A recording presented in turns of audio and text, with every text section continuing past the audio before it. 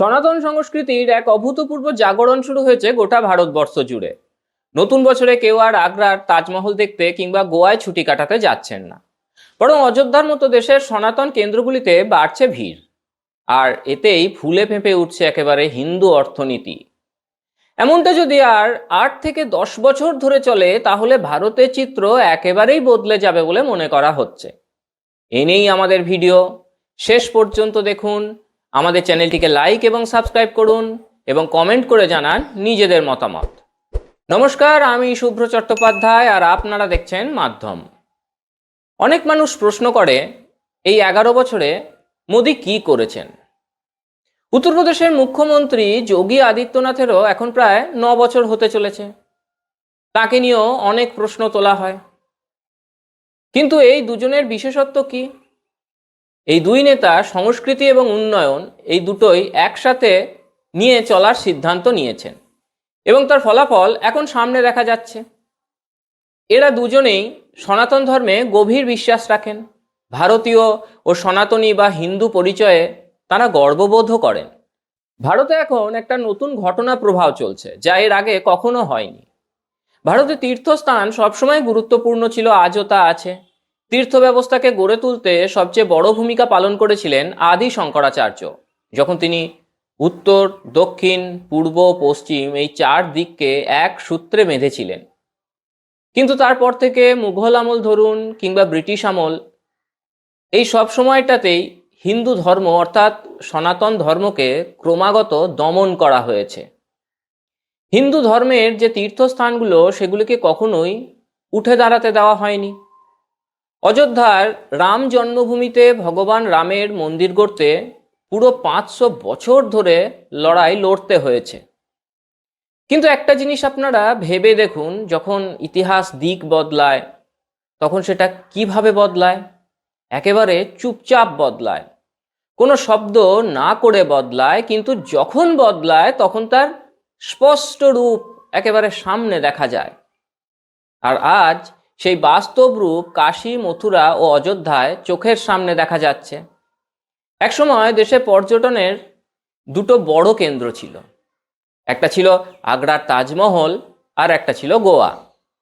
কিন্তু আজ অবস্থা এমন দাঁড়িয়েছে যে এই দুই জায়গাতেই যত পর্যটক যায়, তার থেকেও অনেক বেশি মানুষ অযোধ্যা, কাশী ও মথুরায় তীর্থযাত্রায় যাচ্ছেন।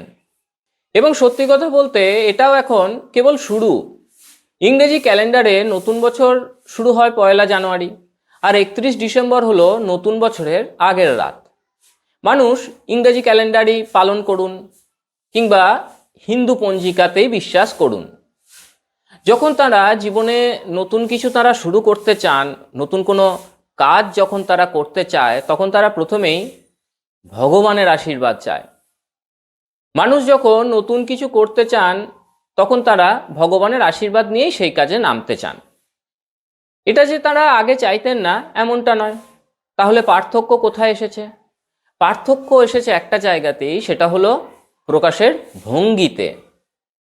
আগেও মানুষ বিশ্বাস করত, আর এখন সেই বিশ্বাস তারা প্রকাশ করছে। এখন অবস্থা এমন যে 2026 সালের শুরুতে কাশী, মথুরা, অযোধ্যা ছাড়াও ব্যাপক ভিড় দেখা গিয়েছে উজ্জয়িনীর মহাকাল মন্দিরেও।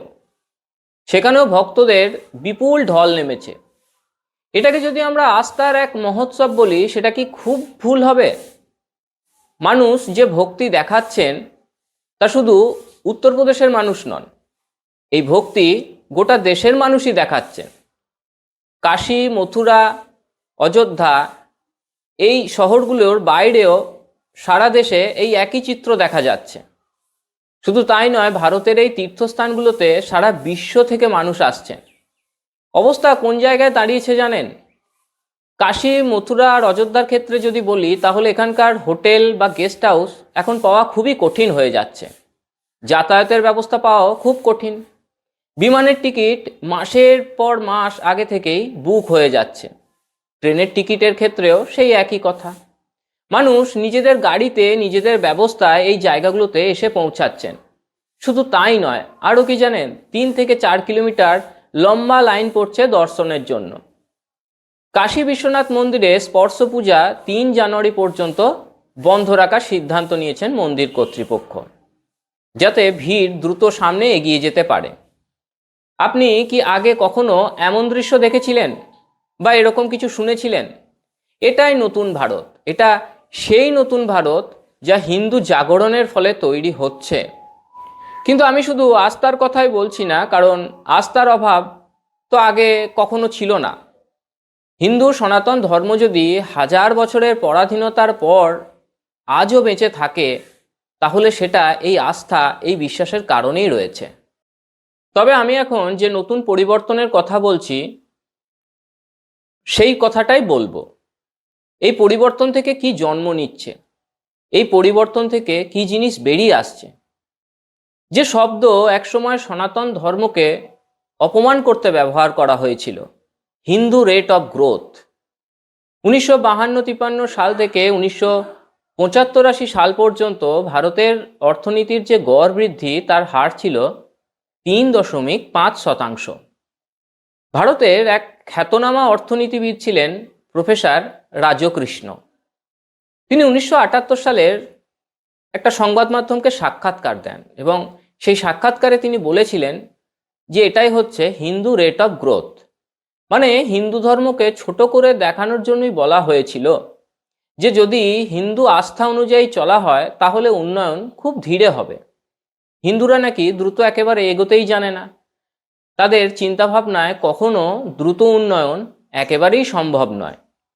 কিন্তু আজ আর কেউ এটা বলতে পারে না, কারণ এই অর্থ বছরে দ্বিতীয় ত্রৈমাসিকে ভারতের বৃদ্ধির হার 8.5% পৌঁছে গেছে, মোটামুটি 8%-এর কাছাকাছি। আর ঠিক দুদিন আগেই ভারতের অর্থনীতি জাপানকে পিছনে ফেলে বিশ্বের 4র্থ বৃহত্তম অর্থনীতি হয়ে উঠেছে। আর এসবই গত 10-11 বছরের মধ্যে সম্ভব হয়েছে। এখন আর কেউ বলে না যে এটা হিন্দু রেট অফ গ্রোথ, কারণ এখন এভাবে বললে হিন্দু ধর্মকে অপমান করা যাবে না, তাই তারা সেটা আর বলেন না। আপনি যদি মনে করুন, যখন অযোধ্যা আন্দোলন চলছিল তখন কি বলা হতো? কেউ বলতো এখানে একটা পাবলিক টয়লেট বানিয়ে দিন, কেউ বলতো এখানে একটা পার্ক করে দিন, কেউ বলতো স্কুল করে দিন। মন্দির করলে কি হবে, এমন হাজার হাজার লাখ লাখ তার থেকেও বেশি সংখ্যার হিন্দুদেরকে পাওয়া যেত যারা এই প্রশ্ন তুলতো যে মন্দির করলে কি হবে, যারা হিন্দু ধর্মকে ঠিকভাবে মানত না এবং বিশ্বাসও করতো না। ওদের কথা না হয় বাদই দিন, এইসব হিন্দুরাও বলতো যে মন্দির বানিয়ে দেশের উন্নয়ন হয় না। খুব সম্প্রতি কংগ্রেসের জাতীয় সভাপতি মল্লিকার্জুন খার্গে একটা মন্তব্য করেছিলেন যে দেশে মন্দির বানালে কি চাকরি পাওয়া যাবে। তারপর ধরুন মমতা বন্দ্যোপাধ্যায়ের কথা, তিনি মহাকুম্ভকে মৃত্যু কুম্ভ পর্যন্ত বলেছিলেন। মানে সেই মানসিকতাটা যে পুরোপুরি চলে গেছে এমনটা বলা যায় না। তাহলে প্রশ্ন হলো, পরিবর্তনটা কোথায়? পরিবর্তনটা এই জায়গাতেই যে যাদের আস্থা সনাতন ধর্মে ছিল তারা এখন অনেক বেশি দৃঢ় এবং স্পষ্ট হয়ে উঠেছেন। তারা এখন বাইরে এসে নিজেদের বিশ্বাসকে প্রকাশ করতে পারছেন, প্রকাশ করছেন, গর্ব ভরে প্রকাশ করছেন। নিজেদের আস্থাকে তারা আর ঘরের ভিতরে কোনোভাবেই লুকিয়ে রাখছেন না, সামাজিকভাবেই তা প্রকাশ করছেন এবং কারো কোনো ক্ষতি না করে, কাউকে কোনো রকম আঘাত না দিয়ে তারা নিজেদের আস্থা বিশ্বাসকে পালন করছেন। তারা শান্তভাবে আসছেন এই মন্দিরগুলোতে, তারা দর্শন করছেন, আবার বাড়িও ফিরে যাচ্ছেন। এর ফল কি হচ্ছে না, তীর্থস্থানগুলিকে ঘিরে এক নতুন হিন্দু ইকোনমি তৈরি হচ্ছে। একবার ভাবুন তো, শুধু অযোধ্যাতেই 2024-2025 এই সালে 18 কোটি তীর্থযাত্রী এসেছে। আর দেখুন তো সেখানে মন্দির হওয়ার আগে কত লোক আসতো। সেটা লাখে পৌঁছানো খুব কঠিন ব্যাপার ছিল। এই পরিবর্তনটাই হলো আসল বদল। কিন্তু ব্যাপারটা শুধু এতটুকুই নয় যে অনেক মানুষ তীর্থযাত্রা করছেন। যেহেতু তারা আসছেন, তাই তারা কোনো না কোনো যাতায়াতের ব্যবস্থা ব্যবহার করছেন। কারো ক্ষমতা আছে, তারা প্লেনে আসছেন, কেউ বা ট্রেনে, কেউ বা বাসে, কেউ বা নিজের গাড়ি নিয়ে।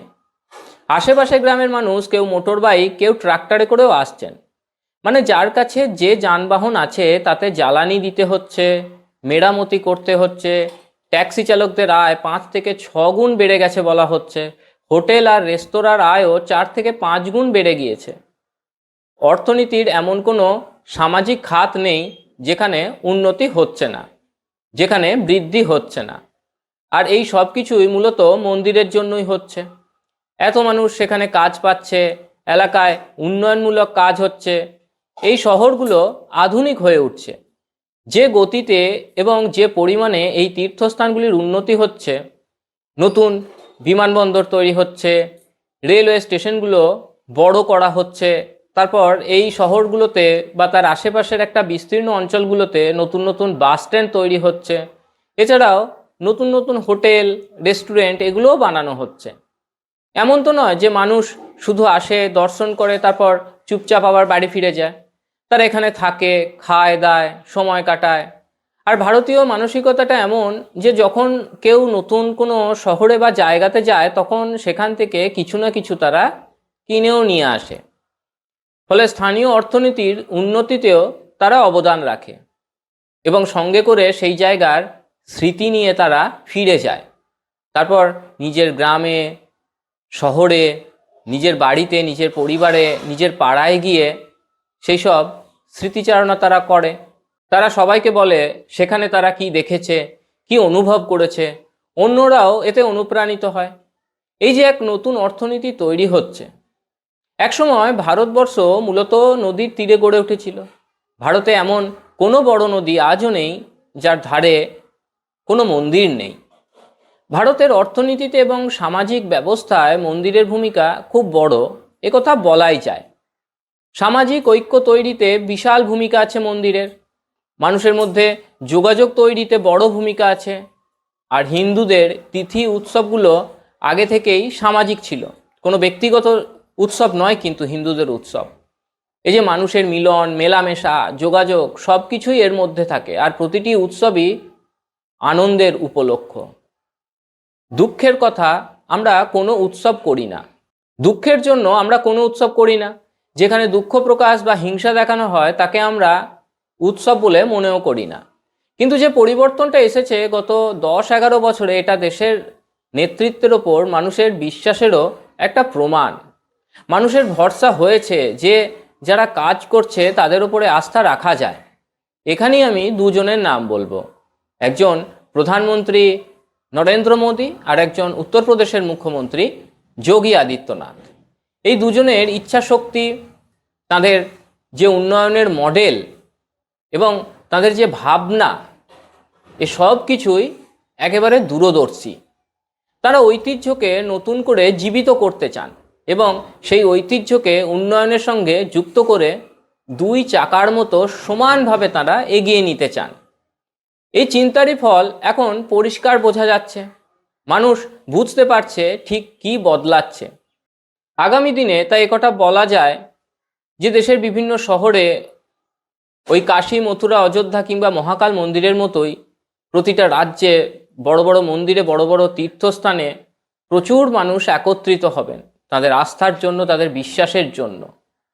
যেখানে মানুষের বিশ্বাস জড়িত সেসব জায়গাতে নতুনভাবে পরিকাঠামোও নির্মিত হবে। যেখানে পরিকাঠামো তৈরি হবে সেখানে কর্মসংস্থানও বাড়বে।